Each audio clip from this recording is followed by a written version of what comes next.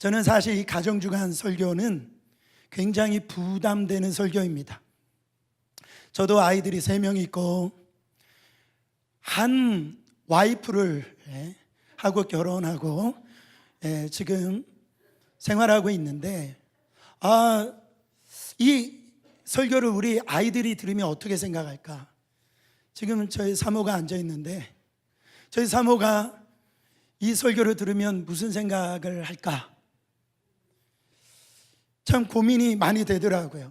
나는 참 좋은 아빠라고 할 수 있을까?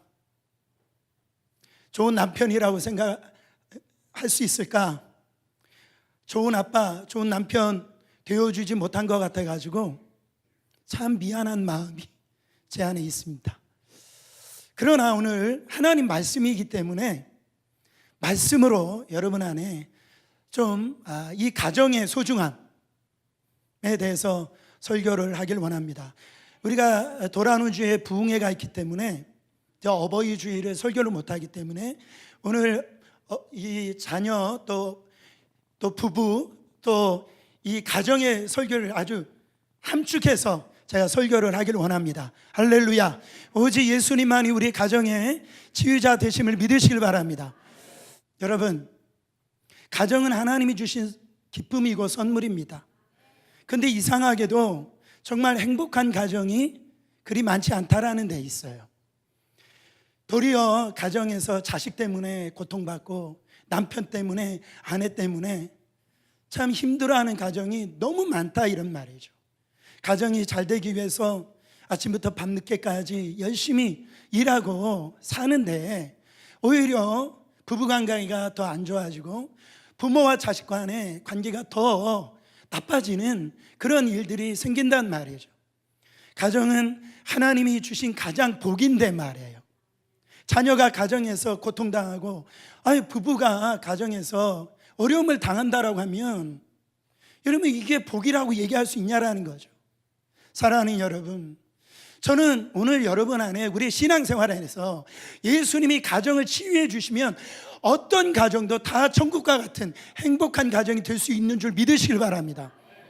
사도 바울이 오늘 말씀 보면 사역을 이렇게 하다가 이 점치는 여종을 갖다가 내어쫓는 그 일밖에 하질 않았어요. 그런데 그 일로 인해 가지고 빌립보 감옥에 잡혀 들어갑니다. 여러분, 우리가 이 사실을 너무 잘 알잖아요. 빌립보 감옥에서 사도 바울이 이번 주에 우리 영적 대각성 집회처럼 거기에서 찬송하고 기도하고 부흥회가 일어난 거예요. 할렐루야. 이번 우리 부흥회 그런 역사가 일어날 줄 믿습니다.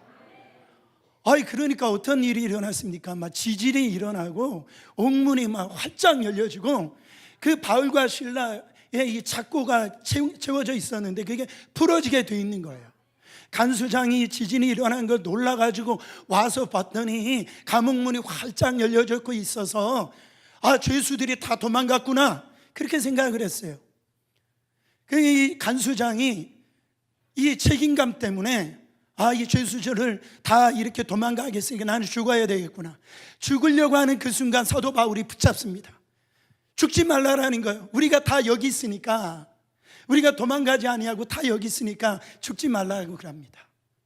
그때 간수장이 깜짝 놀랐어요. 지진이 일어난 것도 깜짝 놀랐지만은 한 죄수도 도망가지 아니하고 그 자리에 있는 것을 보고 깜짝 놀랐습니다.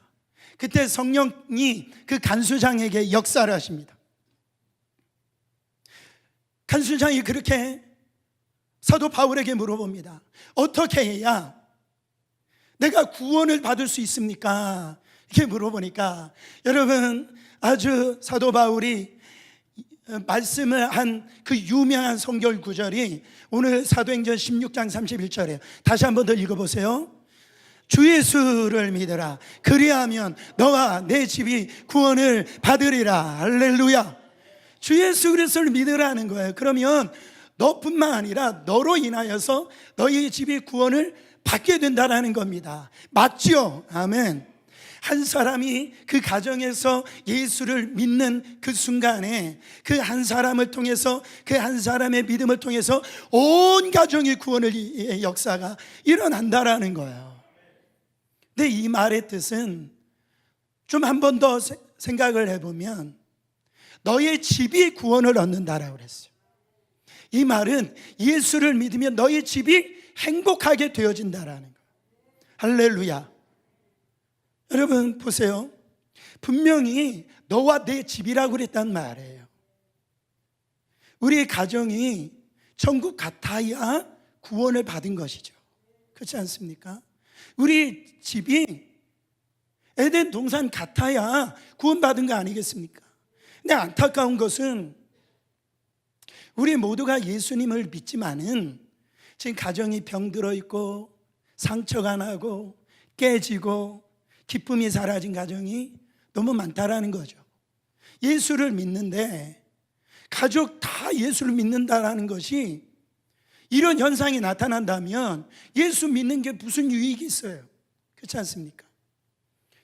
저에게도 상당한 메일이나 이런 전화가 이렇게 올 때 대부분 내용이 성도들의 고민이 다 가정 문제예요.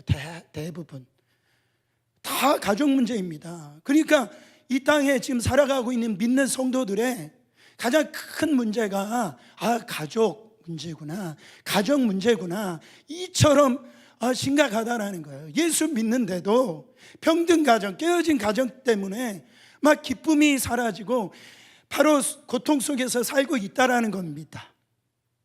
우리 자녀들이요, 학교에서나 이렇게 직장에서 자기가 예수 믿는다라는 것을 잘 이야기를 하지 않는답니다. 왜 그러냐면 가족들이 다 예수 믿는 자기 가정이 천국이라고 여겨지지 않기 때문에 그렇다는 거예요. 예수 믿는 것이 좋은 이유를 모르겠다라는 거예요. 보세요. 어떤 청년 집회에 설문지를 돌렸답니다.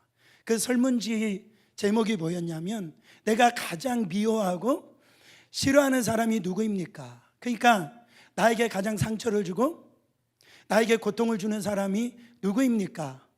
이거 믿음의 청년들 집회에서 이 설문지를 돌렸는데 놀랍게도 답을 여러분 아시겠죠? 놀랍게도 가정이라는 거예요. 가정에서 가장 고통받고 가정에서 가장 정말 어려움을 당하고 상처를 받았다라고 하는 이 앙케이트가 나왔다라는 겁니다. 여러분 예수를 믿는데 이런 얘기를 들으면 그 집이 구원받는 거 맞습니까? 여러분 진짜 예수 믿는 거 맞아요? 그러므로 자녀들에게 너 예수 믿어라, 교회 잘 나가야지, 그 할 문제가 아니다라는 거죠. 예수 믿어서 좋구나, 난 예수가 좋다, 여러분 그거를 느낄 수 있어야 된다라는 거예요. 아무리 병들고 아무리 무너진 가정이라도 여러분 낙심하거나 포기하지 마시기를 이 시간에 예수의 이름으로 축원합니다.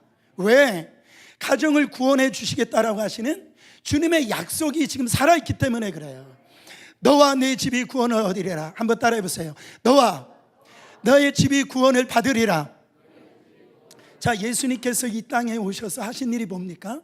모든 고통당하고 모든 절망 가운데 신음하고 있는 자들을 정말 구원해 주시려 이 땅에 오신 분이 예수님이시잖아요. 지금도 세상에 연약한 자들, 세상에 짐을 대신 져주시는 분이 바로 예수님이시라는 거예요. 십자가에서 일어나 주신 이 십자가의 이 은혜는 나 하나의 개인의 구원의 문제만이 아니다라는 거예요. 이 십자가의 은혜는 우리 가정을 치유하고 고치고 회복시킬 만한 충분한 그 은혜가 바로 십자가 은혜임을 믿으시길 바랍니다. 여러분 어떤 가정도 예수님이 다 치유해 주십니다. 자, 그러면 우리 가정이 왜 신음하고 왜 병들어 있는지 그 이유를 좀 몇 가지만 살펴보기를 원합니다. 그 이유를 알아야 좀 우리가 하나님 안에서 해결을 좀 받을 수 있지 않겠습니까? 첫 번째로는 가정을 너무나 소홀히 여겼기 때문에 그래요. 여러분 내가 가정을 소홀히 여기는지 아니면 가정에 충실한지 이걸 비교해 보면 알 수가 있습니다. 여러분 지금 직장에 다니시고 사업을 하고 계시는데, 여러분들이 가정생활 하는 것만큼 아마 직장생활하고 사업을 하신다라고 하면 아마 그 직장, 그 사업은 망할 겁니다. 여러분들이 직장에서 상사나 거기 사장님한테 하는 그 모습이 만약에 여러분들이 가정에서 하는 모습처럼 그 직장 상사나 그 사장님을 대한다고 하면 아마 그 직장에서 쫓겨날지도 몰라요. 이 말은 뭐냐면, 우리가 직장이나 우리의 사업이나 여기에는 우리의 삶의 모든 것을 다 허비를 하는데 생각보다 가정을 소홀히 여긴다라는 거죠. 이상하게도 우리는 가정에게는 소홀히 합니다. 어느 목사님이, 아주 유명한 목사님이십니다. 이 목사님이 참 목회를 잘하시고 크게 목회하시는 분인데, 이 목사님이 자기 아들한테 이제 식사 시간에 기도를 시켰대요. 시켰는데 이 아들이 기도를 하는데 뭐라고 기도하냐? 하나님, 우리 아빠 교회 가지 않게 해주세요. 그렇게 기도했대요. 제가 어제 제 아들한테 식사 기도를 시키는데 설교가 생각나더라고요. 이렇게 기도할까 봐. 여러분, 그러니까 뭐냐, 주의 일을 한다고 그 저한테 얘기하는 얘기입니다. 아빠가 주의 사역한다라고, 사역에는 그렇게 열심히 했는지 모르지만은 자기들한테 소홀히 했다라는 소리 아니겠습니까? 예.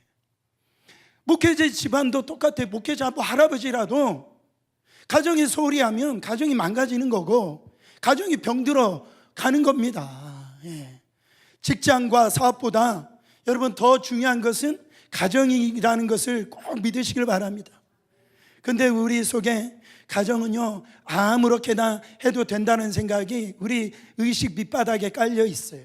가정에 신경 쓸 만큼 내가 한가하다라고, 그럴 한가한 형편이 아니다라고 그렇게 생각을 합니다. 여러분, 누가복음 15장에 보세요. 누가복음 15장에 보면 탕자가 이렇게 나오는데, 탕자가 제 집이 싫은 겁니다. 제 집이 아주 답답한 거예요. 그래서 자기 아버지의 그 재산에 이 재산을 미리 달라라고 하고, 아주 배은망덕한 놈이죠. 그렇죠? 불효자도, 그럼 불효자가 어디 있습니까? 아버지가 살아있는데 그 재산 미리 달라고, 가불해 달라고 그러니까. 그렇잖아요. 그 말은 아버지 일찍 죽으세요, 그런 얘기랑 똑같은 거예요. 여러분, 그래가지고 그 돈 가지고선 참 집을 나갑니다. 나가가지고 자기가 원하는 그 자유를 다 누려요. 여러분, 우리가 탕자처럼 유산도 없지만은, 유산을 챙겨 집을 떠나지는 않았다 할지라도 마음은 지금 집의 소중함을 모르고 바깥에서 탕자가 되신 분들이 많이 있다라는 거예요. 그냥 집이 답답하고 집 들어가는 게 싫고 집이 감옥같이 여기고, 그렇게 우리 주위에 정식적이고 마음적으로 탕자가 된 분들이 많이 있다라는 겁니다. 여러분, 탕자가 결국 자기 재산을 다 잃어버리고 이제 주위 사람들이 믿었던 사람 다 떠나가고 먹을 것이 이제 조차 없이 굶주릴 때 탕자에게 뭐가 생각났습니까? 집이 생각났어요. 아버지가 계신 집이 생각났단 말이에요, 여러분. 그리고 탕자가 집으로 돌아갑니다. 할렐루야. 그리고 알게 되는 거예요. 나의 생에 가장 중요한 것은 가정이구나, 집이구나. 여러분, 집으로 돌아갔어요. 제가 말씀 준비하는데 홈 스위트 홈, 이 말이 딱 제게 떠오른 거예요. 여러분, 홈 스위트 홈 노래 아시죠? 미국 남북 전쟁 때 남과 북이 전쟁을 하는데 남과 북이 널리 모두가 불렀던 곡이고, 그 당시에 대통령이 아브라함 링컨이었잖아요. 그 아내가 즐겨 불렀던 노래가 홈 스위트 홈이래요. 너무 이게 유명해가지고 1862년에 오페라 가수 그 아델리나 파티가 대통령으로부터 초청을 받아가지고 백악관에서 이 노래를 불렀고, 홈 스위트 홈이라는 자수가 생긴 옷이 막 불티나게 다 팔렸답니다. 홈 스위트 홈. 여러분, 우리 집이 즐거운 곳이라는 거죠. 제가 1부 때는 안 불렀습니다. 홈 스위트 홈. 우리 한번 좀 노래 한번 같이 불렀으면 좋겠어요. 우리 집이 어떤 곳인지 좀, 자, 분위기 있게. 즐거운 곳에서는 날 오라여도 내 쉴 곳은 작은 집 내 집뿐이리. 내 나라 내 기쁨 길이 쉴 곳도 꽃 피우고 세우는 집 내 집뿐이리. 오 사랑 나의 집 즐거운 나의 복 내 집뿐이리.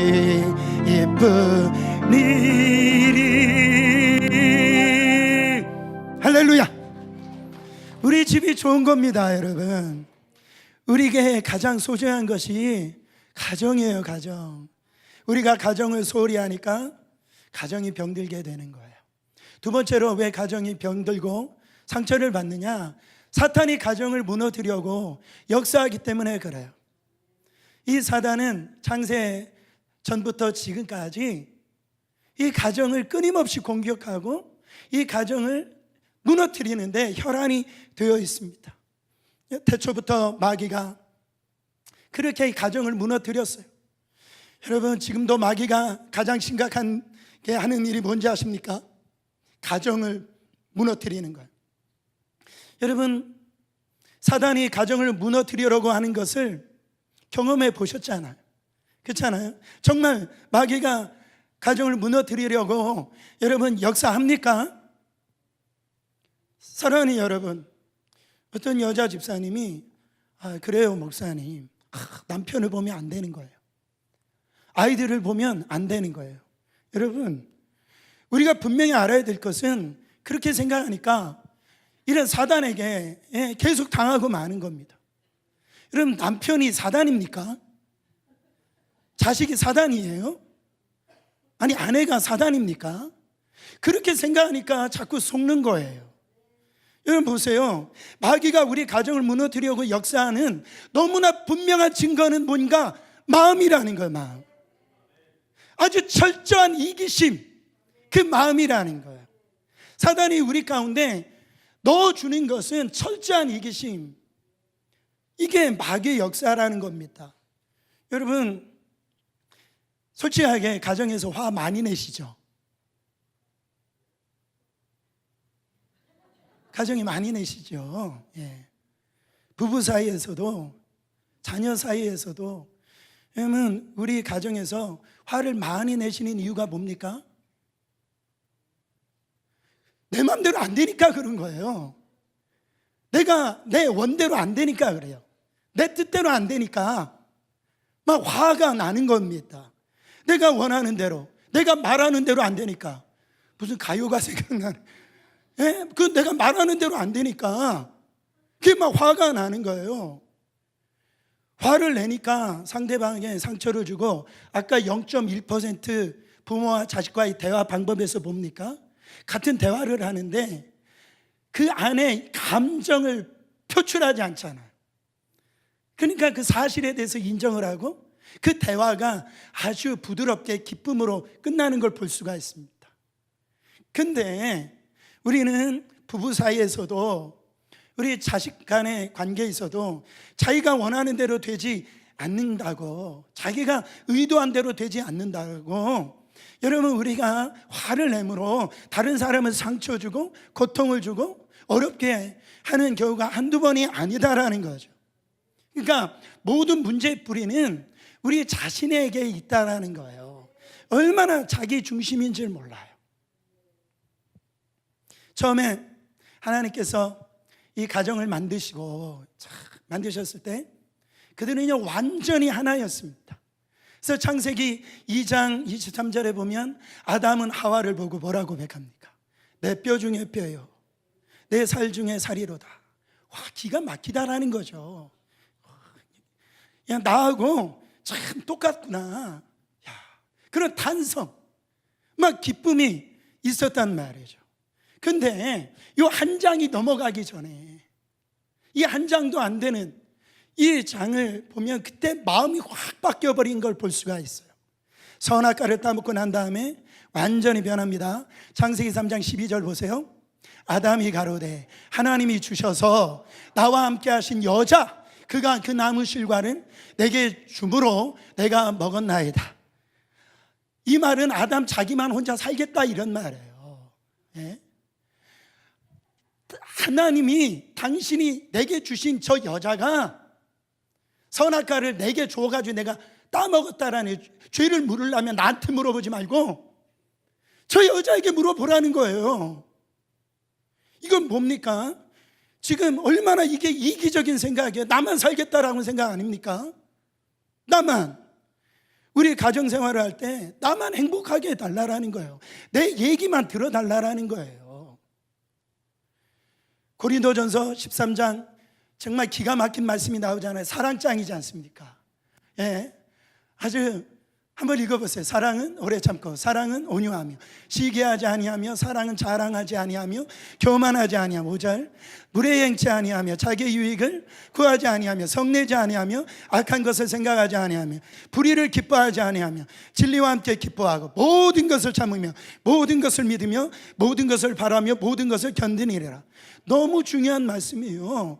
여러분 액자에다 끼워서 놀 만큼 기가 막힌 말씀입니다. 그런데 여러분 왜 그렇게 살아야겠다라는 생각이 안 드냐 말이에요. 기가 막힌 말씀인데 근데 그 말씀대로 살려고는 안 한다라는 데 문제예요. 이거는 그냥 성경 말씀이고 내 삶은 내 삶이고 정말 고리타분한 이 말씀은 고리타분하고 나에게 부담이나 주는 그런 말씀처럼 그렇게 여겨지는다 말이에요. 여러분 우리가 가정생활하면서 결혼생활하면서 자기가 변한 것은 생각지도 않고 상대방이 변한 것만 그렇게 생각하지 않습니까? 그러니까 자신이 변한 것을 생각하지 않고 무조건 자신이 있는 그대로 받아줄 사람만 찾는다라는 거예요. 여러분 이것이 정말로 아주 지독한 이기심이에요. 그러니까 나만 행복하게 해줘, 이거예요. 이거. 그래서 행복을 원하면서도 가정생활이 불행해지는 겁니다. 여러분 팀 켈리라고 하는 목사님 다 아시죠? 거기에 보면 결혼을 말하다라고 하는 그런 책을 쓰셨는데 이 목사님이 위기를 만난 부부들을 상담할 때 늘 이런 얘기를 듣는데요. 뭐라고 듣냐면 목사님 사랑이 이렇게 힘든 줄 몰랐어요. 그 얘기를 많이 듣는다라는 거예요. 그때마다 들을 때 또 뭐라고 하냐면 정말 천생연분이라면 이게 운명적인 그 하나님이 주신 사람이라면 저절로 이게 애정이 자연스럽게 우러나와야 되지 않을까요? 우리는 천생연분이 아닌가 봐요. 이렇게 얘기를 한다라는 거예요. 그런 사람을 만날 때마다 이 팀 켈리 목사님이 이렇게 되묻는답니다. 배우자를 사랑하는 것만 그럴까요? 하면서 직장 생활이 이렇게 힘든 줄 몰랐어. 돈 버는 일이 이렇게 힘든 줄 몰랐어 라고 탄식할 때가 없나요? 학생들은 공부하는 게 이렇게 힘든 줄 몰랐어. 공부하면서 힘들잖아요. 운동선수들은 이렇게 운동 경기를 준비하는 그 훈련이 이렇게 힘든 줄 몰랐어. 그게 탄식하잖아요. 그게 저절로 되는 게 아니잖아요. 근데 우리는 가정이나 이 부부관계에서나 아니면 자녀 문제에서 이게 저절로 될 거라고 그렇게 생각한다라는 거예요. 다른 것들은 다 그렇게 노력하고 애쓰고 그것을 위해서 계획도 하고 하지만은 그냥 저절로 아주 그냥 사랑이 저절로 나오는 줄 그렇게 착각한다라는 거죠. 많은 사람이 전생 배풀이나 운명적인 사랑이 있을 것이라고 기대합니다. 근데 아이를 낳고도 아이를 잘 낳고 잘 기르고 있어요. 그런데요, 어느 날 갑자기 목사님 운명적인 사랑을 만났대요. 아니 지금 집에서 자녀들을 잘 키우고 가정이 있는데 이제 다른 데서 운명적인 사랑을 만났대. 여러분, 운명적인 사랑은 드라마에나 있는 거예요. 아니 자기 가정에 애들을 놔두고 다른 데서 운명적인 사랑을 만났다라니, 여러분 정말 무슨 말을 해야 될지 모르겠어요. 제가 28살에 결혼을 했습니다. 좀 늦게 결혼한 편이죠. 여러분, 제 사모가 있지만 사모가 저를 잘 선택한 것 같습니까? 저는 어제 말씀을 준비하면서 제가 이제야 좀 깨닫게 되더라고요. 제 아내가 너무 무모한 선택을 했다. 결혼하기 전에 저를 생각하면 제가 결혼하고 난 다음에 이만큼이라도 변하지 않았다면 인간적으로 솔직히 저희 가정도 끔찍했을 겁니다. 진짜 그래요. 저는 결혼하면 저절로 좋은 아빠, 좋은 남편 역할을 그냥 잘할 줄 알았어요. 왜 그러냐면 저희 아버지가 좋은 아버지가 아니었어요. 좋은 남편이 아니었어요. 그냥 가정을 그냥 외면하는 아버지였고, 제가 아버지하고 한번 놀러 가본 적도 없어요. 그래서 저는 결혼하면 저 반대로만 하면 되는구나. 그래서 자신 있었습니다. 그냥 결혼만 해봐라. 난 진짜 세상에서 가장 좋은 남편, 좋은 부모가 될 거다. 나는 좋은 아버지가 될 거다. 그렇게 생각을 했어요. 그러나 아니었어요. 저는 남편이 되어서, 아버지가 되어서야 제가 얼마나 준비 없이 남편이 되었는지, 얼마나 준비 없이 아버지가 되었는지를 알았어요. 그 사실이 저에게 굉장히 당황스럽게 하더라고요. 제가 제 스스로는 결혼하고 좀 요 정도 철이 든 것 같아요.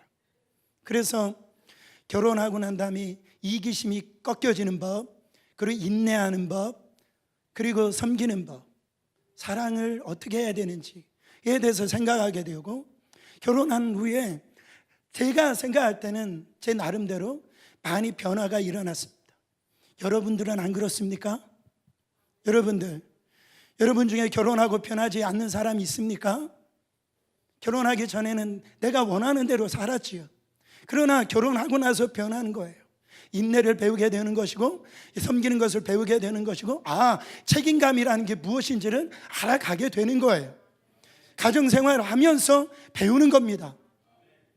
그러니까 결혼할 때 완전히 천생연분의 사랑을 찾는다는 것이 얼마나 이게 허황된 생각인지 몰라요. 그렇잖아요.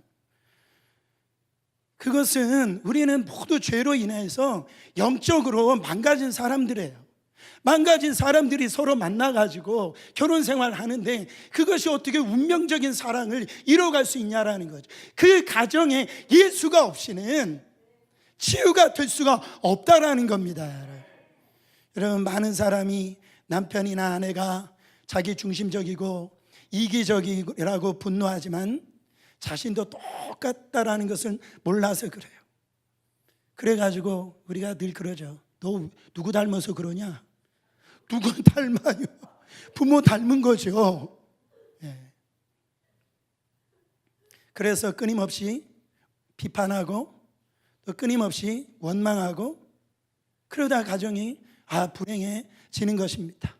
여러분, 오늘 여러분은 내가 이렇게 내 중심이구나, 이게 좀 열려야 됩니다.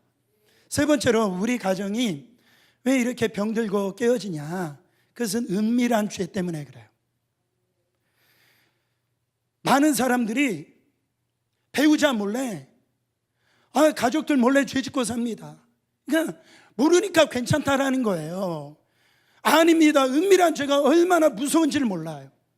지금 미국이나 한국이나 이 미투 운동 때문에 얼마나 사회가 시끄럽습니까? 참 보면 존경받을 만한 그런 위치에 있는 사람들이 남이 과거에 안 본다라고 그냥 하지 말아야 할 짓이 이제 들통이 나가지고 국회의원도 그만둬야 되고 참 여러 가지 사회적인 비난을 받는 그런 지금 시대를 우리가 살고 있다라는 거예요. 다른 사람이 안 보니까 괜찮다고요?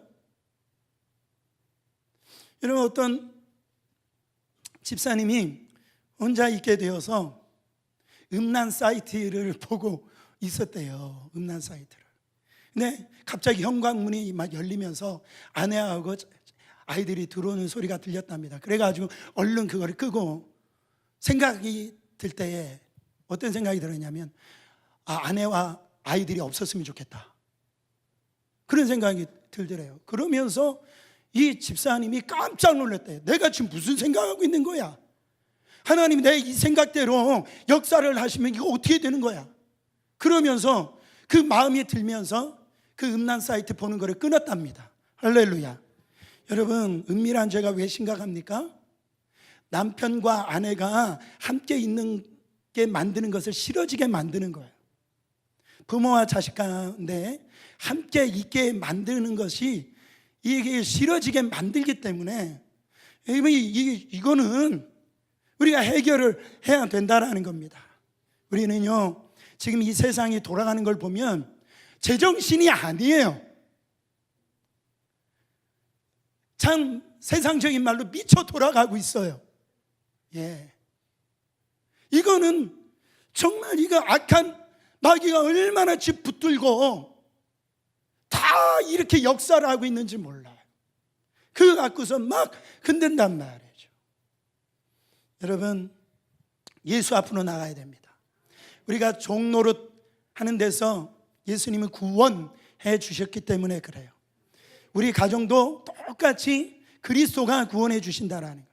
우리가 진짜 예수님을 믿어야 우리 가정에 병든 것과 문제에서 구원을 받을 수가 있다라는 거예요. 왜 그렇습니까?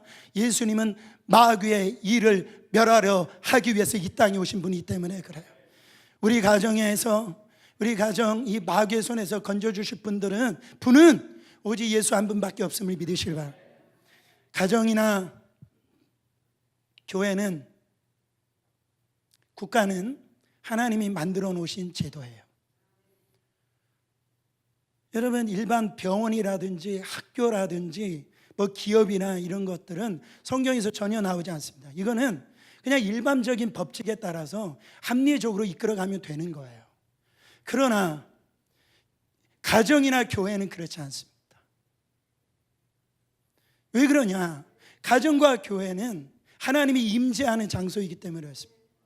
우리는요, 가족 같은 공동체가 교회고 교회 같은 공동체가 가정이 돼야 됩니다. 이 말은 뭐냐면 우리의 머리는 예수 그리스도고 우리의 지체된 우리는 서로 그리스도 안에 붙어 있어서 살아갈 때만이 행복해질 수 있다는 것을 보여주고 있는 거예요. 그래서 우리가 다른 모습으로 이 자리에서 보였지만은 우리는 어떤 분은 아버지요, 어떤 분은 어머니요, 어떤 분들은 자식이요, 가족이라는 소리예요. 가족, 우리가 살아다 보면은 다 부족한 허물들이 다 있죠. 그러나 우리가 그리스도를 머리로 삼고 그분 안에 갈 때 이 가정이 온전히 치유가 되어지고 하나님이 임재하시는 그런 가정이 된다라는 겁니다. 얼마나 중요한지 모릅니다. 성경은 창세기 시작부터 이 가정을 만들어 놓고 요한계시록 마지막 장 가보면 바로 이 신랑 되신 예수 그리스도와 우리 신부된 우리가 서로 결혼하는 이런 가정으로 마무리 짓는 걸 볼 수가 있어요. 왜 그렇습니까? 우리 집, 가정이 중요하기 때문에 그래요. 십계명을 보면, 여러분, 십계명 하나님께서 우리에게 명령하신 10가지 계명 중에 거기서 4가지가 다 가정에게 적용되어지는 그런 계명들이에요. 그저 우리는 우리 가정 행복해 해주세요, 여러분 기도만 하면 안 된다라는 거예요. 행복하고 복된 가정을 원한다면 하나님께서 우리에게 어떠한 말씀을 주셨는지 그걸 알아야 돼요. 하나님으로부터 배워야 됩니다. 그래서 5월달 공과가 이 가정에 대해서, 그 부분에 대해서 터치하고 있습니다. 그렇습니다. 처음부터 우리는 완전한 사람들이 아니에요. 무슨 신랑 자격 시험을 어디에 합격하고 결혼하는 남자도 없고, 신부 학교 수료하고 결혼하는 여자도 없다라는 거예요. 결혼식만 거창하게 하면 행복해지는 것이 아님을 다 알고 계시잖아요, 여러분. 참 비비어 목사님 쓰신 결혼이라는 책에서 그렇게 말을 해요. 결혼은 내가 알맞은 상대를 찾는 것이 아니라 내가 알맞는 상대가 되는 것이다. 그러니까 남편은 어떻게 해야 되는지, 아내는 어떻게 해야 되는지 성경 안에서 배워야 된다라는, 알아야 된다라는. 아까 0.1% 부모들의 대화를 하는 것들을 우리가 알아야 돼요. 그 성경에서 어떻게 적용을 하고 있는지에 대해서 우리는 배워야 됩니다. 매뉴얼을 소홀히 여기면은, 여러분, 하나님이 만들어 놓으신 이 매뉴얼대로 매뉴얼을 소홀히 여기면 되겠습니까? 아무리 행복하게 되고 싶어도 소홀해질 수밖에 없다라는 겁니다. 마치 자동차를 샀다면 어떻게 해야 됩니까?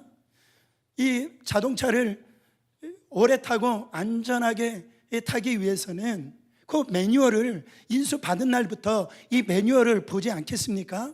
그래야지 이 자동차를 안전하고 정말 편안하게 탈 수 있기 때문에 그래요. 가정은 자동차보다 더 중요하고 복잡합니다. 더 예민하고 복잡한 거예요. 그래서 마태복음 7장 24절부터 27절 말씀에 이런 말씀이 있어요.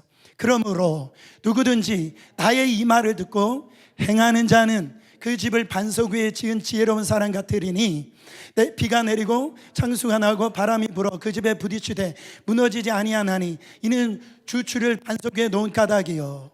나의 이 말을 듣고 행하지 아니하는 자는 그 집을 모래 위에 지은 어리석은 사람 같으리니, 비가 내리고 창수가 나고 바람이 불어 그 집에 부딪혀 그 무너짐이 심하니라. 뭔 말씀을 하고 있는 거예요? 두 사람 있는데 하나는 지혜로운 사람이고 하나는 어리석은 자라는 거예요. 나의 이 말을 듣고 행하는 자가 지혜로운 사람이라는, 어리석은 사람들은 이 말을 듣고 행하지 않는 사람이 바로 어리석은 사람이라는, 모래 위에 집 짓는 자와 같다라는 겁니다. 여러분, 가정 문제는 작은 문제가 큰 문제임을 깨달아야 됩니다. 가정에서 작은 문제가 없어요. 작은 문제가 다 큰 문제입니다. 그래서 이 유리창의 법칙이라는 게 있습니다. 깨진 유리창의 법칙. 어떤 집이 있는데 그 집의 유리창이 깨져버렸어요. 깨져버렸는데 그 유리창을 새로운 유리창으로 달지 아니하면 그 집이 좀 지나가서 폐허가 되어지고 완전히 망가진다라는 거죠. 여러분, 창문 하나 깨졌는데 그 창문 하나로 그냥 내버려 두는 것은 나중에 이렇게 되돌이킬 수 없는 그런 상황까지 간다라는 거예요. 가정의 문제가 그와 같다라는 거죠. 무엇이 이렇게 깨졌다면 그대로 그냥 방치해서는 안 된다라는 거예요. 가정 문제도 빨리 해결해야 됩니다. 부부 사이에서 자녀 문제 사이에도 문제가 생겼어요? 그렇게 생각하면 안 되는 거예요. 언젠가는 좋아지겠지. 문제 없이 사는 가정이 어디 있어? 다 언젠가는 시간이 알아서 해주겠지. 그거 안 된다라는 거예요. 우리 이 무책임한 태도를 돌이켜야 된다라는 거예요. 깨진 유리창을 그대로 두고 살 가정들이 어디 있습니까? 그렇죠? 깨졌으면 그날 유리창을 바꾸지 않겠습니까? 마찬가지예요. 우리 집은 빈집이라는 겁니다. 이 유리창을 끼워 넣지 않으면 마귀를 초청하는 거예요. 그래서 우리 집에 와서 마음껏 놀라라고 하는 겁니다. 사랑하는 여러분, 그러므로 결론적으로 여러분, 가정을 위하여, 가정의 회복을 위하여 진짜 예수님을 믿어야 됩니다. 자녀들이 정말 행복하게 살게 하고 싶으십니까? 여러분의 남편이, 여러분의 아내가 정말 행복하게 살게 하고 싶으냐 말이죠. 여러분, 그러려면 내가 행복해지면 되는 거예요. 부모가 행복하면 되는 거예요. 예수 잘 믿으라, 잘 믿으라 노래를 부르는데도 왜 자녀들이 정말 크면 왜 예수를 떠나가는 일들이 많이 있습니까? 오늘 말씀을 읽지 않았지만 34절에 보면 그와 온 집안이 하나님을 믿음으로 크게 기뻐하였다라고 그랬어요. 그러니까 간수장이 정말로 그 구원의 메시지를 받고 그 집안이 하나님을 믿게 되어지니까 그 가정이 아주 기쁨이 충만한 가정이 되었다라는 거예요. 근데 지금 자녀들이나 남편이나 아내가 우리에게 믿지 않는 자들이 우리에게 물어보는 거예요. 예수 믿는 게 그렇게 좋으냐? 예수 믿는 게 그렇게 행복하냐? 물어보고 있는 거예요. 자녀들이 말없이, 믿지 않는 사람들이 말없이 우리에게 지금 물어보고 있는 거예요. 그때 부모는, 예수 믿는 우리는 대답할 수 있어야 됩니다. 예수를 믿고 행복하다고, 예수님이 좋은 거 어떡합니까? 난 예수가 좋다오. 이건 말로 표현할 필요가 없는 거예요. 함께 살아보면 다 알게 되어 있기 때문에 그렇습니다. 주 예수님으로 인하여 행복하면 최고의 부모예요. 주님 한 분만으로 정말 행복하면 여러분 최고의 남편과 최고의 아내입니다. 우리 엄마 아빠는 정말 행복하셨어. 이 자녀들이 그런 고백을 할 수 있어야 됩니다. 예수를 믿고 엄마 아빠가 너무 행복해요. 만약에 이 사실이 그들에게 보여진다고 한다면 이들이 인생을 살아갈 때 여러 가지 고난이 오고 환난이 올 때에, 좌절이 오고 실패가 올 때 낙심스러운 일이 와도 예수 안에 가면 행복이 있어. 우리 아빠 엄마는 그렇게 힘들고 고통스럽고 어려울 때도 그 예수 안에서 행복하셨어. 기뻐하셨어. 찬양하셨어. 그때 우리 가정이 다 회복된 거를 우리는 봤다라는 거죠. 그러면서 이 자녀들이 그 어렵고 힘든 그 인생을 살아갈 때, 아, 예수 앞으로 가면은 답이 있구나, 행복이 있구나, 기쁨이 있구나. 할렐루야. 그런데 우리 엄마는 교회에서 직분도 있고 우리 아빠는 그게 존경받는 사람인데 돈이 없어서 불행하고 사람 때문에 불행하고 예수 믿어도 돈이 필요하고 하여튼 뭐 예수 믿어도 그렇게 되어진다 그러면 자녀들에게 길이 없게 되어지는 겁니다. 예수 믿어도 엄마 아빠 보니까 소용이 없더라, 이렇게 되는 거예요. 자녀를 입술로 키우지 말고 뒤통수로 키워라, 이런 말이 있습니다. 목회도 마찬가지입니다. 목회도 말로 하지 말고 뒤통수로 하라 그랬어요. 이 말은 뭡니까? 말보다도 본을 보이라는 부모가 되라, 목사가 되라, 진리죠. 그러니까 목사가 20분 기도하면 성도들도 20분을 못 넘는 거예요. 그러나 목사가 금식하고 철야하고 그렇게 기도하면 성도들도 다 그렇게 되는 겁니다. 할렐루야. 여러분, 부모님이 정말로 이 신앙생활, 가정생활, 뭐 여러 가지 물질생활 하는 그 모습 그대로 자녀들은 보게 되어 있다라는 거죠. 그러니까 부모가 정말 이 세상에서 살아갈 때 섬기는 그런 부모면 그 자녀들도 똑같이 섬기는 자녀가 되어지고, 다른 사람을 사랑하고 베푸는 그런 부모가 되어지면 자녀들도 베풀고 이런 사랑을 베푸는 그런 자녀가 되어지는 거예요. 자녀가 누구 닮았어요? 부모 닮았어요. 그러면 우리는 누구 닮았습니까? 하나님을 닮았다라는 거예요. 링컨은 어려서 주일이면 어머니와 함께 깨끗한 옷을 입고 교회를 갔다 오랍니다. 바쁘고 어려운 생활인데 가난한 그런 가정인데 꼭 주일이면 어김없이 비싼 옷이 아니고 깨끗한 옷을 입고 그의 부모, 어머니 따라가서 교회를 갔다라는 거예요. 링컨은 잠을 자기 전에 항상 어머니가 기도해 주시는 그 기도 소리를 듣고 잠을 잤다라고 그렇게 고백을 합니다. 그러니까 그가 대통령이 돼서도 그가 신앙을 잃어버리지 않았다라는 겁니다. 여러분, 도전합니다. 여러분 가정에서 여러분들의 자녀에게 어떻게 보여주고 계십니까? 가정에서 여러분들 남편에게 또는 아내에게 어떻게 보여주고 계십니까? 우리 부모는 믿음의 사람으로 행복하게 축복된 삶을 사는 우리 부모님입니다.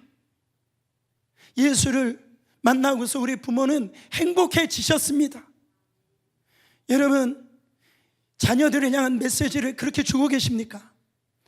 우리가 가정에서 줄 수 있는 최고의 선물은, 최고의 유산은 여러분들이 예수 그리스도 안에서 행복하게 사는 거예요. 최고의 배우자가 누군가? 여러분, 본인이 예수 안에서 행복한 사람이 되어야 된다라는 거죠. 여러분, 이 행복자, 예수 안에서 행복하게 할 수 있는 그 모든 일을 이 그리스도가 다 이미 이루어 놓으셨어요. 고린도후서 5장 17절입니다. 그런즉 누구든지 그리스도 안에 있으면 새로운 피조물이라. 이전 것은 지나갔으니 보라, 새 것이 되었도다. 새로운 피조물이 어떤 사람입니까? 행복한 사람이 되었다라는 거예요. 여러분, 남편에게 불만이 있는 분, 예수님이 신랑이면 행복하시겠습니까? 아내가 아내에게 불만이 있는 분, 예수님이 아내이시면 행복하시겠어요? 부모가 부모에게 불만이 있으시면, 아니, 부모님이 예수님이시라면 여러분 행복하시겠습니까? 성경에는 마음에 드는 아내하고 살면 그러지 않았어요. 마음에 드는 남편, 그런 말 하지 않았어요. 그러니까 부모 말을 잘 듣고 공부 잘하면 그런 얘기 하지 않았어요. 다른 조건이 없습니다. 예수 그리스도를 믿는 누구든지 오직 내가 예수 안에 있으면 새 피조물이 된 거예요. 내가 행복한 자가 된 겁니다. 여러분, 얼마나 간단합니까? 여러분들이 이 비밀을 지금 누리고 살고 계십니까? 여러분 마음 안에 정말 예수님이 계세요? 예수님이 계신 것 같기도 하고 안 계신 것도 같기도 합니다. 이 말처럼 진짜 이상한 얘기가 없죠. 여러분 집에 부모님이 계십니까? 예, 계시면 계시고 안 계시면 안 계신 거죠. 여러분 가정에 자녀들이 있어요, 없어요? 있으면 있는 거고 없으면 없는 거 아닙니까? 그렇죠? 여러분 안에 그리스도 안에 있으면 새 피조물이 된 거예요. 이것만 확실하면 우리는요, 그리스도가 우리 가정을 치유가 일어나게 하신다라는, 사랑하는 여러분, 누구든지라고 그랬어요. 그렇습니다. 여러분, 어떤 사람도 정말 포기한 분들이 있습니까? 가정을 내가 어떻게 할 수 없겠구나 라고 자포자기 하신 분들이 있습니까? 아니에요. 오늘 말씀에 보면 포기하지 말라라는 겁니다. 누구든지예요. 한 사람도 예외 없이, 한 사람도 그렇게 못할 사람이 없다라는 거예요. 어디 안에 있을 때? 예수 안에 있을 때. 예수님은 오늘도 우리 가정의 주인이십니다. 우리의 삶의 왕이 되시길 원하시는 거예요. 지금까지 우리가 이 가정에 대해 있어서 정말 하나님의 말씀대로 이 가정을 좀 세워보려고 여러분 노력을 해보셨을 거예요. 그러나 그것보다도 먼저 중요한 것은 내 마음이 그리스도 안에 날마다 있는 거예요. 내가 그리스도인으로 인하여서 행복하고 정말 그리스도로 인하여서 기뻐하고 즐거워하고 찬양하고 그런 사람이 그리스도 안에서 누려지면 누구든지 여러분의 가정이 치유가 될 뿐만 아니라 여러분의 자녀, 여러분들의 부부관계 모든 것 안에 하나님의 임재하심으로 다 치유가 되어지는 겁니다. 그런 놀라운 역사가 여러분의 가정과 특별히 우리 교회 안에 일어나기를 예수 그리스도 이름으로 축원합니다. 여러분.